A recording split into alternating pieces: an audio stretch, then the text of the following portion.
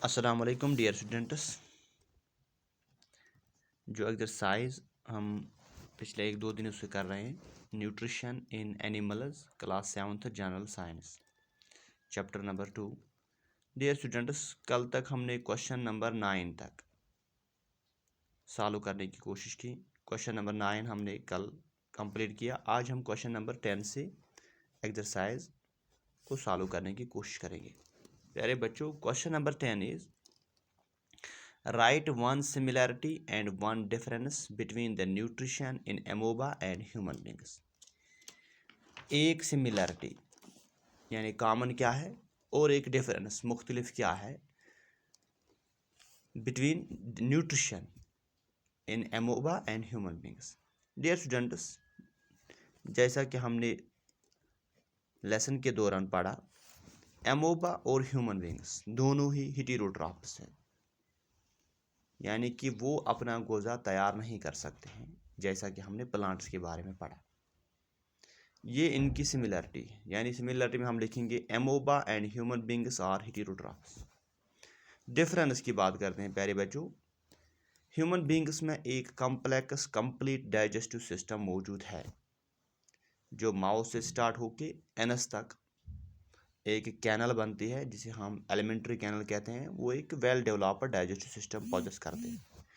लेकिन amoeba unicellular organism है, ये इनगल्फ करता है फूड को और इसे डाइजेस्ट करता है फूड वैक्यूल में। वही लिखा हमने, humans have a complex digestive system while amoeba engulfs its food and brings it deep within the cell। प्यारे बच्चों, इसके बाद क्वेश्चन नंबर 11 है, match the items of column 1 with suitable items of column 2। Column 1 और column 2 में दिए गए हैं। कॉलम 1 में एलिमेंट्री कैनल के कुछ ऑर्गन्स दिए गए हैं, इनके नाम दिए गए हैं। कॉलम 2 में इन एलिमेंट्री कैनल्स की जो ऑर्गन्स हैं, उनके काम या उनकी सिक्रीशन, क्या काम वो करते हैं, उन्हीं के कामों के बारे में लिखा गया है। कॉलम 1 में लिखा है salivary gland, stomach, liver, rectum, small intestine and large intestine. Column 2 में लिखा गया है bile juice secretion, storage of undigested food, saliva secretion, acid release, digestion is completed, absorption of water. अरे बच्चों, अगर हम बात करते हैं सैलिवरी ग्लैंड के काम है सलाइवा सिक्रीशन, यानी कि सैलिवरी ग्लैंड को हम सलाइवा सिक्रीशन से मिलाते हैं। स्टमक, प्यारे बच्चों, स्टमक एसिड रिलीज करता है, यानी कि स्टमक एसिड रिलीज करता है। स्टमक को एसिड रिलीज से हम कनेक्ट करते हैं। लिवर, प्यारे बच्चों, liver is the largest gland of our body, जो एक जूस सिक्रेट करता है, जिसे हम बाइल कहते हैं, बाइल जूस सिक्रीशन। उसके बाद रेक्टम है प्यारे बच्चों, रेक्टम लार्ज इंटेस्टाइन का लास्ट पार्ट है, जो फीसिस को स्टोर करता है, यानी कि स्टोरेज ऑफ अनडाइजेस्टेड फूड। उसके बाद स्मॉल इंटेस्टाइन, प्यारे बच्चों, हमने ड्यूरिंग न्यूट्रिशन एनिमल्स हमने पढ़ा है कंप्लीट डाइजेशन होती है फूड की इन द स्मॉल इंटेस्टाइन, वही डाइजेशन इज कंप्लीटेड।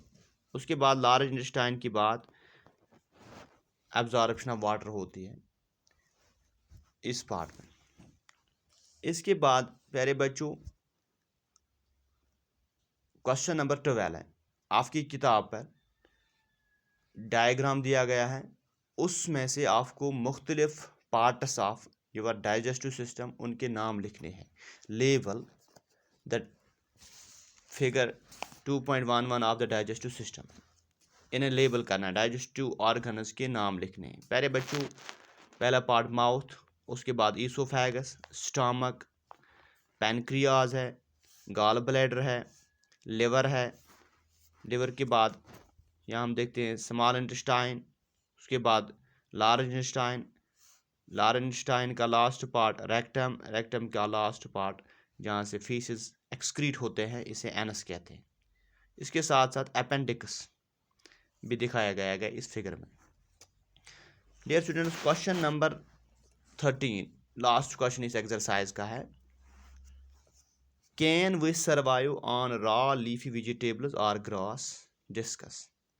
क्या हम जिंदा रह सकते हैं अगर हम खाली रॉ और लीफी वेजिटेबल्स या घास खाते रहेंगे? इसमें डिस्कस करने की बात। प्यारे बच्चों, जैसा कि हमने पढ़ा न्यूट्रिशन में, हर एक लिविंग ऑर्गेनिज्म को ज़िंदा रहने के लिए फूड चाहिए, यानी न्यूट्रंट्स चाहिए, मुख्तलिफ न्यूट्रंट्स, जिनमें हम carbohydrates, proteins, fats, vitamins, minerals, उसके अलावा रफ़ीक और वाटर ज़रूरत है।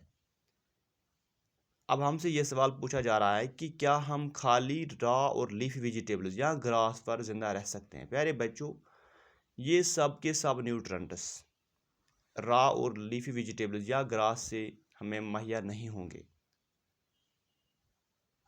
इसलिए हम इन ही चीज़ों पर ज़िंदा नहीं रह सकते।